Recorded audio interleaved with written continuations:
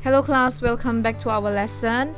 Finally, we are now down to the final subtopic in chapter 5, chemistry from 5, okay? Today we are going to learn about application of green technology in industrial waste management. So in this small subtopic, you will be able to explain green technology with examples and you are able to describe application.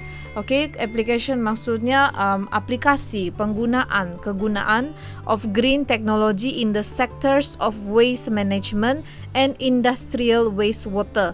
Dalam bahasa Melayu adalah pengurusan sisa dan juga industri air sisa. Okay, how green technology diaplikasikan ataupun digunakan dalam pengurusan sisa dan air sisa. Okay, you need to take note a few note to remarks here. Okay, green technology is the development and the application of products or equipment. Green technology, teknologi hijau lah, adalah perkembangan, okay, pembangunan dan juga aplikasi produk ataupun bahan alat and a system to conserve the environment in order to minimize the negative effects from human activity. Ini adalah satu pembangunan. Teknologi hijau adalah pembangunan ataupun aplikasi produk, bahan ataupun alat. Kenapa mau aplikasi, kenapa mau alat dan kenapa mau ada sistem? Because we want to conserve, memelihara alam sekitar untuk meminimumkan efek-efek negatif, kesan-kesan negatif akibat aktiviti manusia. You know what aktiviti manusia yang menghancurkan alam sekitar kan? Contohnya pembakaran terbuka. Okay, itu salah satu contoh negative effects of human activities. So let's look at another note here. You need to description on the usage of green technology concept, which includes the disposal site, wastewater treatment. Disposal maksudnya lupus, bahan lupus. Disposal site, tapak pelupusan. Wastewater treatment, pengurusan ataupun treatment maksudnya rawatan sisa air sisa. Explanation on landfill leachate. Landfill maksudnya tapak pelupusan sampah.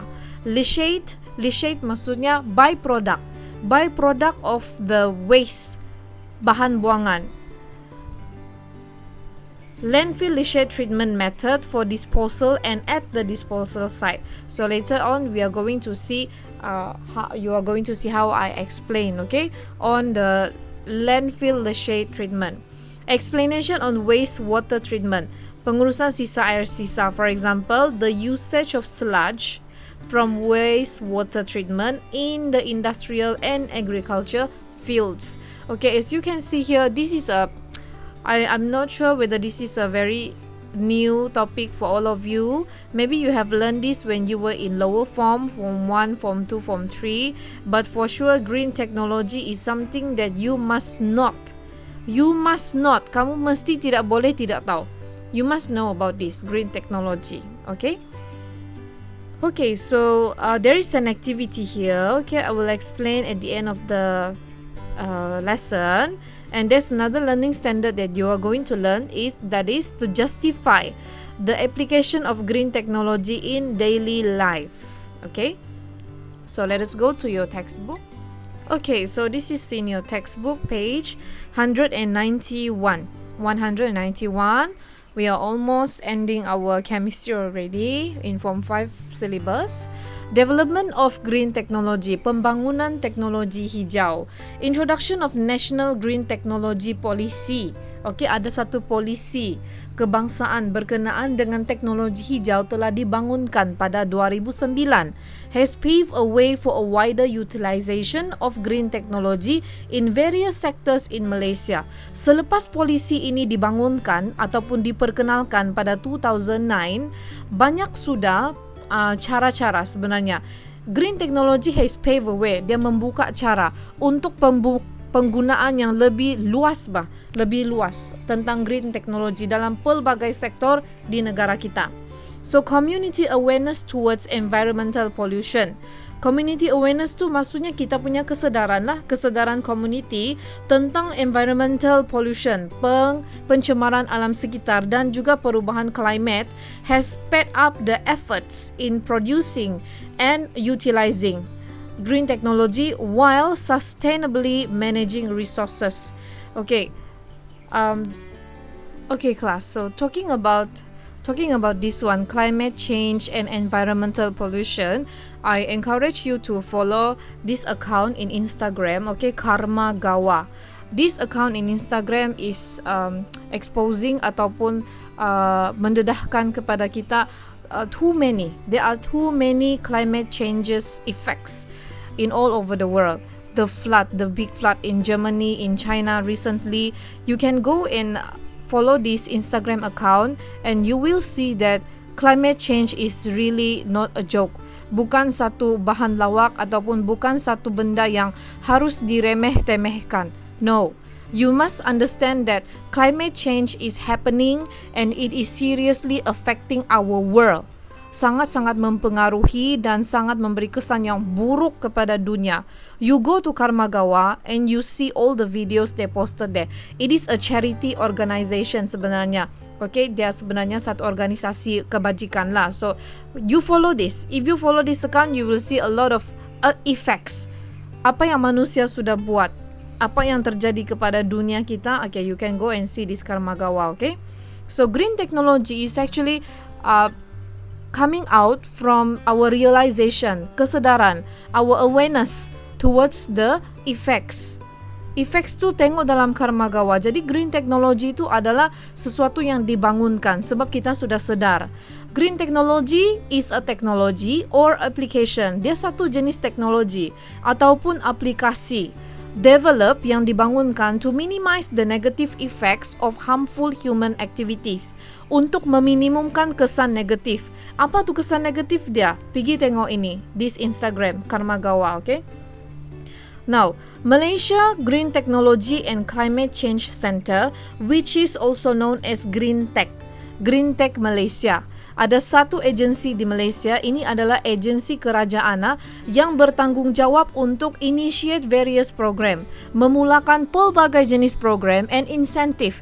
Insentif maksudnya cara-cara untuk encourage, menggalakkan the adoption of green technology in various economic sector, untuk menggalakkan penggunaan ataupun aplikasi green technology dalam pelbagai sektor ekonomi di negara kita. You can Google it, Green Tech Malaysia. Okay, if you happen to have think about your ambition, please think of joining this government sector, okay, government agency, Green Tech Malaysia. Selain daripada polymer, okay, a lot of things that are being exposed to you at the end of this chapter. So I really hope yang by exposing you, dengan mendedahkan kamu dengan ilmu yang baru ini, kamu punya eyes will be open wide. That actually you have a lot of things that you might not know. So look at this point here. The usage of green technology is not solely limited to the industrial sector. Bukan terhadap industri sebab kan kita balik-balik cakap, oh itu kilang batu, kilang punya salah, balik-balik industrial sector. Tidak sebenarnya, but it is very broad across various aspect of life. Sangat-sangat luas. Very broad. Okay, in applications involving manufacturing of products or services, the use of technology with environmental friendly approaches is adopted, starting from the utilization and management of resources to waste management. Okay, ayat ini apa yang dia cerita adalah aplikasi terhadap manufacturing of product or services bang. Apa yang green technology buat adalah kita menggunakan teknologi dengan satu approach ataupun pendekatan yang friendly. Friendly terhadap apa? Friendly terhadap alam sekitar. So kita bermula dengan apa? Bermula dengan pengurusan sisa. Sisa tu apa? Sampah lah. Dumps, sisa. Bermula dengan pengurusan sisa. Okay, there are a lot of green technology sector sebenarnya ni Nani. These are all the green technology sector. You are very lucky because you are only learning this one. I will not say that lucky jugalah. Sebenarnya it is very good if you go and see apa bah sebenarnya green technology dalam maksud energy supply, dalam maksud transportation, buildings, industry, agriculture and forestry. Ada 6 sebenarnya. There are 6 green technology sector. The friends in 5C and 5W, they are all learning all this. Okay, diorang belajar semua, but not too detail. But you, in your syllabus, you are going to learn this one only. Waste and wastewater management. Pengurusan sisa dan air sisa. Kawan-kawan semua belajar yang lain, tapi kamu belajar yang ini, fokus dengan ini saja. Okay, if you call that lucky, okay lah, lucky lah kan. Tapi if you have time and if you have interest, please spend a few minutes ataupun 1 hour read about all this. If you want to know more, you let me know. I will give you 5C and 5W punya buku teks. Sangat detail juga. Okay? Now, memandangkan kamu tidak belajar semua ni, let us just touch a shallow introduction sajalah. Energy supply maksudnya untuk pembekalan tenaga lah. Renewable energy such as solar, hydro, geothermal and wind. Ini semua kamu tahu kan? Energi ataupun tenaga yang boleh diperbaharui. Tenaga solar, tenaga hydro, air kan? Solar, matahari. Geothermal macam di ranau, okay? Air panas dari bawah. So geothermal is a new renewable energy yang boleh digunakan untuk menjana tenaga elektrik. Okay, contoh. Wind kamu tahulah kan? Wind is free. So why not we utilize it untuk bekalkan tenaga? Transportation, vehicles using alternative fuels. Apa alternative fuels? Biofuel. Di Malaysia sudah ada dijalankan kajian tentang biofuels, iaitu dengan menggunakan minyak kelapa sawit. Okay, kalau di negara Jepun boleh dengan menggunakan H2O only. Okay, they segregate, diorang kasih pisah ini H2O and then diorang gunakan elemen ini untuk menghidupkan kereta. Itu di Jepun. But in Malaysia, we have alternative fuels, biofuels. Okay, juga sedang dalam kajian lah, and that is one of the green technology application. Buildings, use of environmentally friendly building materials and energy saving buildings. Kita sudah ada. There is one masjid. So sorry, I forgot already in Semenanjung. Okay, it is called green buildings. Kenapa? Sebab di dalam building itu terlalu banyak aplikasi yang menjimatkan tenaga. Tenaga apa? Tenaga elektrik. Okay, friendly building materials digunakan untuk membina bangunan seperti itu. Waste and wastewater management. Okay, pengurusan sisa dan air sisa. Sisa, you know kan? Sampah, dumps, rubbish. Air sisa daripada kilang, daripada rumah. Okay, itu air sisa. So, recycling and a landfill leachate treatment method. Ini yang kita mau belajar in this final subtopic. Agriculture and forestry. Pertanian dan juga perhutanan. Use of compost, baja kompos, and forest preservation, memelihara hutan. Industry, use of energy efficient tools and technology dalam industri. Energy efficient tools dan juga teknologi. Okay, kita tidak fokus dengan ini 5, but we are focusing on waste and wastewater management. So are you ready? Let us go in the green technology in waste and wastewater management. So, apa teknologi hijau yang digunakan di dalam pengurusan sisa dan air sisa? Now, green technology approaches ada 3 dalam pengurusan sisa dan air sisa. Waste and wastewater. Waste disposal. Macam mana kita mau uruskan pelupusan sampah. Waste adalah sisa bentuk pepejal. Disposal site management. Macam mana menguruskan site, maksudnya tempat. Okay, tapak pelupusan. Macam mana mau uruskan itu. And then treatment of wastewater. Air sisa, macam mana mau treat dia? Bolehkah air yang daripada sumber A diperbaiki untuk menjadi air yang lebih bersih? Begitu. Okay, so look at the sentences here, the notes. Green technology is utilized in waste and wastewater management with the aim. Kenapa? Ini dia punya aim. Okay, ini kita punya tujuan, fokus. With the aim of ensuring more efficient waste management, reduction in greenhouse gases emission. Okay, greenhouse gases yang paling utama adalah carbon dioxide. Carbon dioxide. Kita mau kasih kurang greenhouse gases, banyak lagi carbon dioxide, methane. There are a lot of greenhouse gases yang tidak bagus untuk environment. Okay, and removal of cleaner wastewater. Kita mau menghasilkan cleaner wastewater. Okay, the carbon footprints can also be indirectly reduced. Apa maksud carbon footprint? Tapak karbon. Okay, tapak kaki jejak karbon. Sorry, in bahasa Melayu, this one is called as jejak karbon. Apa maksud jejak karbon? Jejak karbon maksudnya apa yang kamu buat yang menyebabkan karbon dioksida terbebas ke udara. That is carbon footprints. Ini istilah yang digunakan di dalam sains.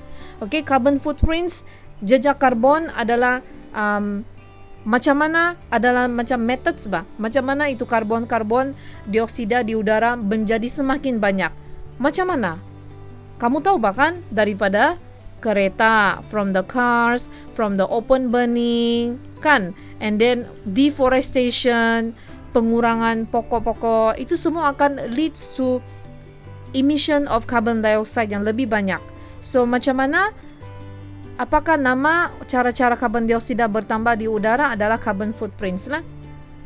Carbon footprints can also be indirectly reduced, and various alternative methods in managing waste and wastewater can be explored through green technology. Ada banyak cara lah untuk manage sisa dan juga air sisa. Green technology approaches in sisa and air sisa management are shown. So apa yang kita buat adalah ini. 1. Waste management. Okay. Look at this one. Rapid development and growth in population have contributed to large quantity of generated solid waste or rubbish. Betul lah kan? Pembangunan yang sangat-sangat rancak. Okay, sangat banyak Developments and growth in population. Manusia pun semakin bertambah, jadi rumah-rumah mesti bertambah. Kalau rumah bertambah, mestilah kilang-kilang bertambah juga untuk memenuhi kehendak kita.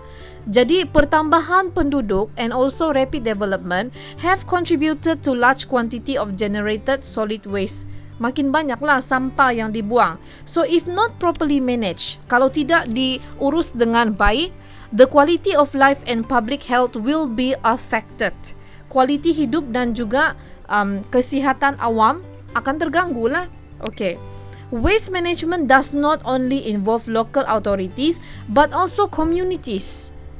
But all communities also need to play a role. Community, kita lah. Dia bukan hanya melibatkan pihak yang berkuasa. Okay, bukan.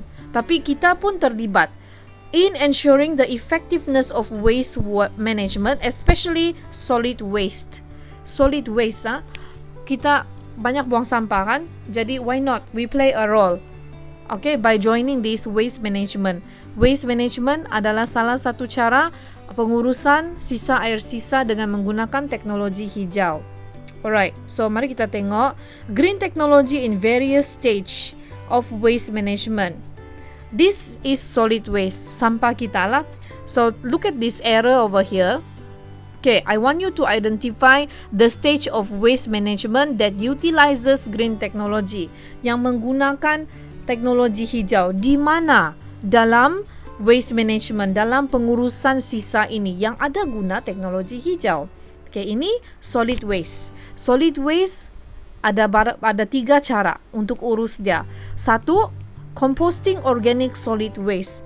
Composting organic solid waste maksudnya kita reuse kita kasih mendap dia, jadikan dia sebagai baja. So dari sini sebenarnya kita sudah utilize green technology kan? We make a compost. Itu sebenarnya green technology sudah tuh. Next, solid waste collection. Okay, ini cara solid waste collection lah by the dump truck. Okay, lori sampah. Lori sampah akan bawa solid waste to the waste sorting center.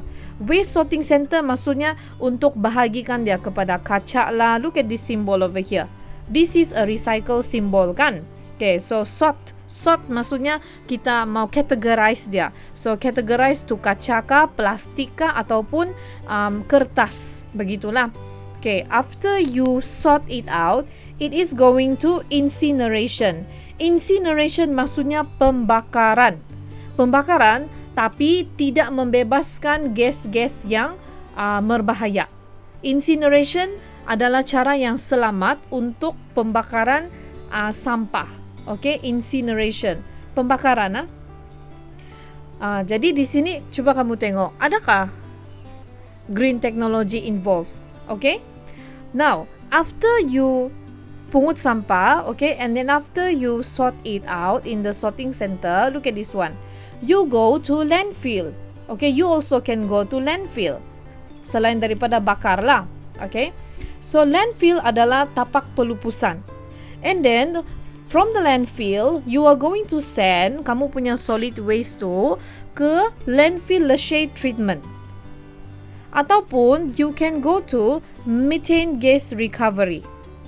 So bukankah cara ini ada menggunakan green technology? Sebab kamu akan hantar kamu punya sisa tu ke landfill leachate treatment. Apa tu leachate? Okay, leachate is contaminated liquid produced from water leach from solid water. Did you watch the video that I sent in Google Classroom? Okay, leachate tu ada di dalam the video that I sent yang 60 seconds saja kelas. 60 seconds. Kalau kamu pernah nampak kan yang macam air yang hijau-hijau, hitam-hitam daripada tapak pelupusan, itu bukannya air biasa. That is what we call as leachate. Leachate is contaminated liquid. Cecair yang telah tercemar, produced from water leach daripada solid waste.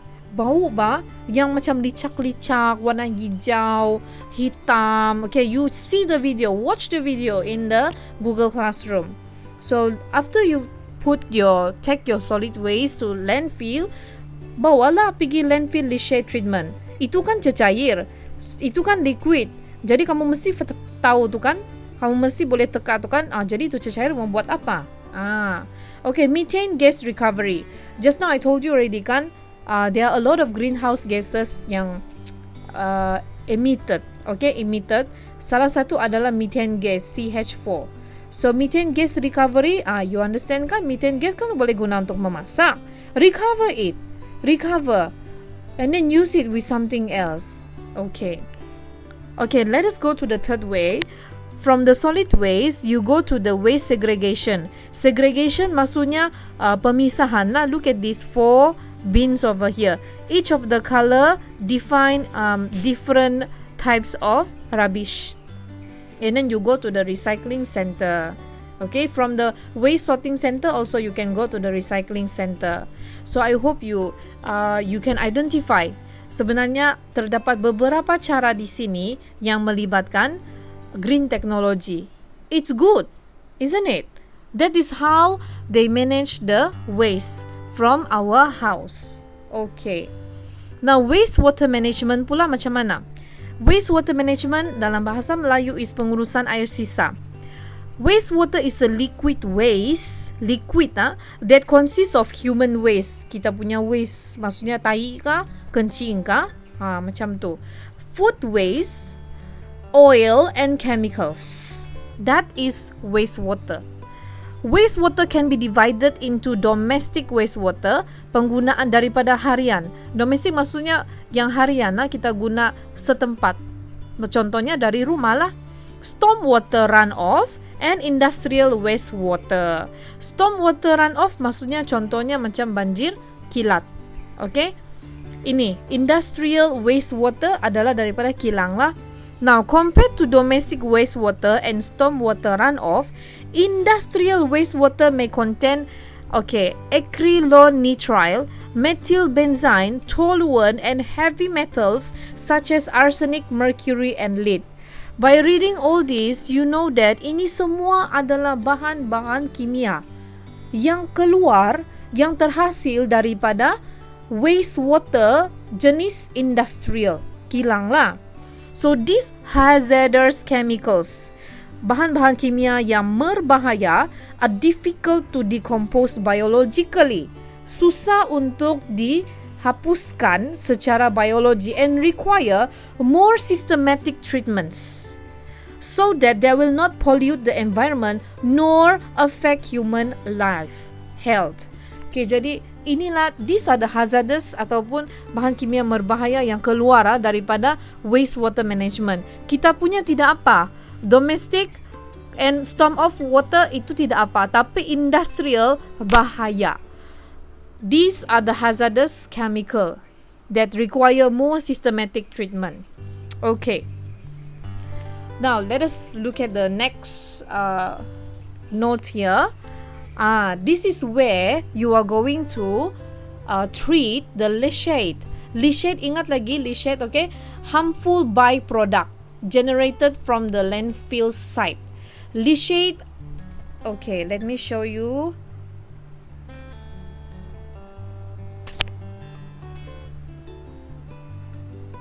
These are the images of leachate. Leachate from the landfill, okay, daripada tapak-tapak pelubusan sampah. So you can see there the color. The color is not good because it is contaminated.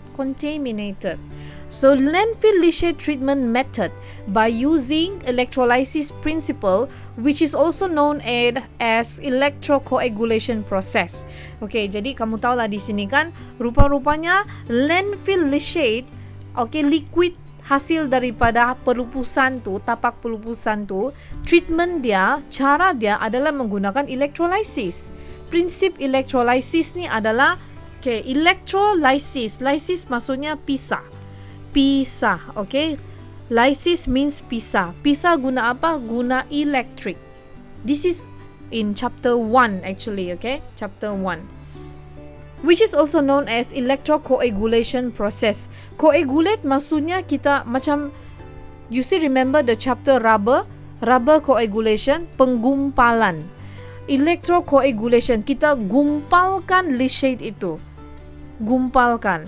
It's a green technology approach that can be used to treat wastewater, including industrial wastewater. Inilah yang paling bahaya ni, because it contains a lot of hazardous chemical.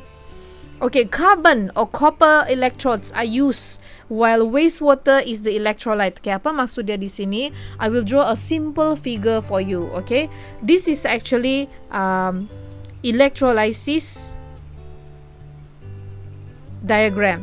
You will use electric coming from the batteries. Okay, and then you are going to have carbon or copper electrode. So these are the carbon. Don't worry, you are going to focus more on this in chapter 1, okay?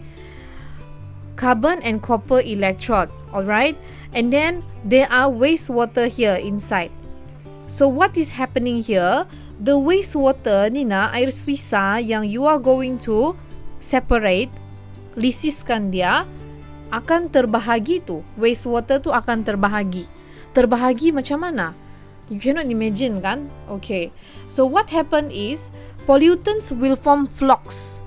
Flocks maksudnya substances that promote the agglomeration in fine particle. Okay. I will simplify this.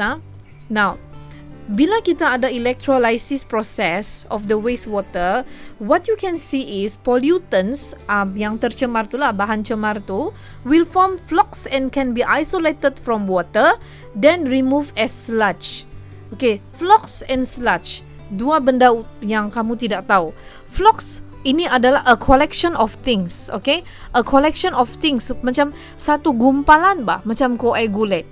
Coagulate, can be isolated from water. Lepas tu remove as sludge. Maksudnya, at the end of this process nanti, this electrolysis, the wastewater, air sisa from the industrial tu kan, kita buat electrolysis, and then kita akan dapat coagulation ataupun flocks. Macam yang cuci baju tu, kan, we are going to get flocks, and this one can be removed easily from the water. Boleh disingkirkan dengan mudah daripada air, and these flocks can be removed as sludge. Sludge, So apa itu sludge? It's a thick, soft, wet mud or a similar viscous mixture of liquid or solid, especially the product of an industrial. Sisa remove as sludge. So after proper treatment, sludge can be used as fertilizer. Nah, jadi di sini kamu nampak lah kan, oh rupanya itu air sisa bukan begitu saja kena buang. Dia kena kasih pisah melalui electrolysis, and then dia akan terbentuk flock to coagulate, gumpalan, supaya senang untuk supaya senang untuk disingkirkan dari air. Jadi selepas disingkirkan dari air as a sludge, itu sludge buat apa? Okay, jadi itu sludge, you know now that it can be used as fertilizer, sebagai baja for the agricultural sector, or disposed of by appropriate methods depending on the composition of the material contained in sludge. You can use it as fertilizer atau you can dispose, boleh dilupuskan. Wastewater that has been treated can be reused for crop irrigation or discharge as effluent.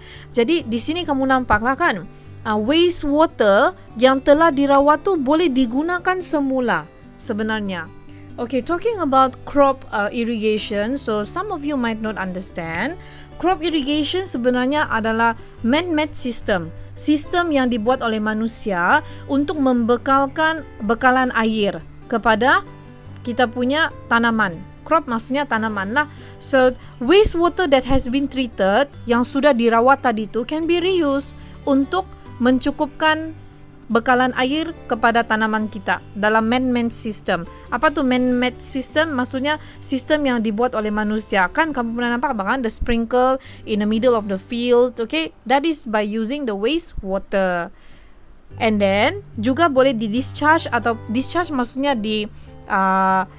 discharge maksudnya dibuang lah, as effluent. Effluent ni adalah bahan sisa yang dibuang direct kepada river ataupun sea. Okay, tapi sudah kena treat. Effluent is better than much more better daripada itu leachate. Okay, daripada kita buang leachate, so don't just discharge the leachate into sea or river. You treat it first, and then it will become effluent. So effluent will go inside the sea ataupun river. Okay, so these are the steps in wastewater treatment. Okay, let us look at this one. Now, number 1, wastewater is pumped in. Dari mana ini wastewater? Dari Nina. This is from domestic. This one is from industrial. Kena pump lah, pergi ke kilang. So after that, screening of solid waste. Screening maksudnya kita mau check dulu dan kita mau pisahkan dia. Alright? Kemudian dia akan pergi kepada electrocoagulation process. Remember, coagulation maksudnya gumpal. Okay, kita akan menggumpalkan dia. Remember, guna cara ini, electrolysis. Pisahkan guna carbon and also copper electrode. So after that, what will happen? Solid and wastewater settling process. Settling, ada yang akan turun di bawah as sedimentation ataupun sebagai centian in bahasa Cina. Macam melo tu bah yang di bawah dia, sedimentation, okay? And then ada yang akan menjadi flocks. Flocks maksudnya coagulation. It will float on water and you can discard it. So this one is solid and wastewater settling process lah. So after that, further treatment of wastewater, collection of sludge is here. Okay? Kan tadi tu flocks is going to be removed from the water. And then it will remove as sludge. So sludge itu boleh dijadikan sebagai baja. Nah ni, you see this lorry over here. So this excavator is going to dig it, give it to the lorry. The lorry will bring it to the agricultural center. Okay, pertanian lah. Now, after you have the sludge, you go to this one. Kita sudah kasih kumpulkan yang flocks sludge tu adalah kamu punya air yang sudah jadi mixture, sudah jadi mud. Kita sudah hantar ke pertanian. Jadi apa terjadi dengan air? The water buang saja like that? No. So what will happen is, further treatment of wastewater. Kita treat lagi, kita rawat lagi supaya it can be discharged as effluent to the water resource, to the water source. Water source sumber-sumber air lah. Apa sumber air? Contohnya adalah sea ataupun river. Nah, effluent adalah yang sudah dirawat, yang baik punya. Jadi bila dia sudah dirawat, masuk lagi balik dalam sumber-sumber air, bukan dari sini kah juga kita punya air. So it is going to repeat again lah, the process is going to repeat again.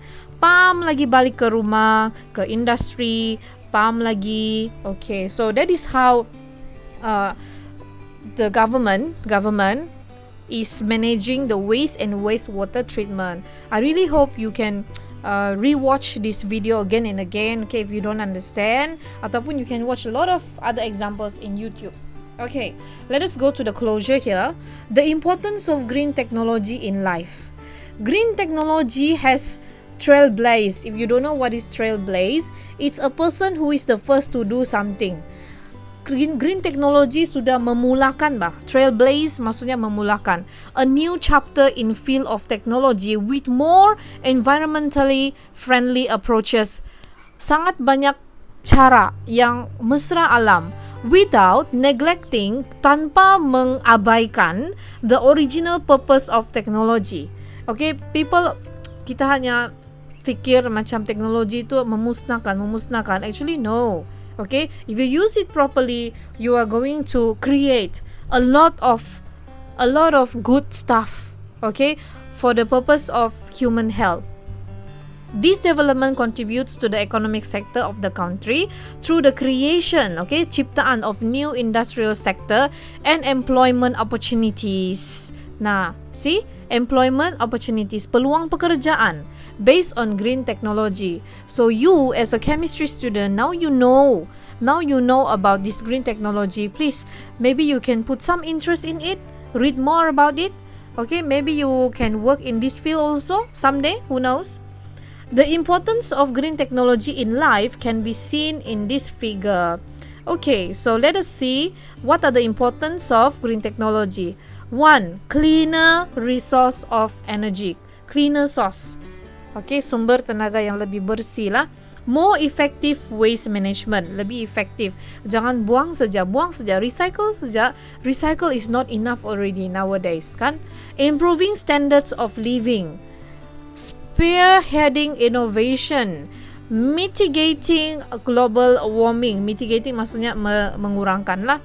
Okay, jadi a lot of innovation is being invented sudah. Jadi you can see the importance of green technology in 5, maybe to 10 to 20 years from now. If we do not act, this is going to happen. Look at this. This happened in 2019. The pollution of Kim River was caused by the discharge of untreated industrial water into the river. Diorang tidak treat bah. If they treat, it can become effluent. Effluent is safe sebab sudah kena treat. And then if they treat, they can have sludge. Bukankah di sludge boleh jadi baja? So Kim River 2019, read more. It's in the news in 2019. Okay class, so that's all about green technology in waste and wastewater management. I hope you are not sleepy when you are listening to this one, okay? Please do the self-assess 5.6 and you are finished with chapter 5 already. Congratulations and see you in chapter 1 balik.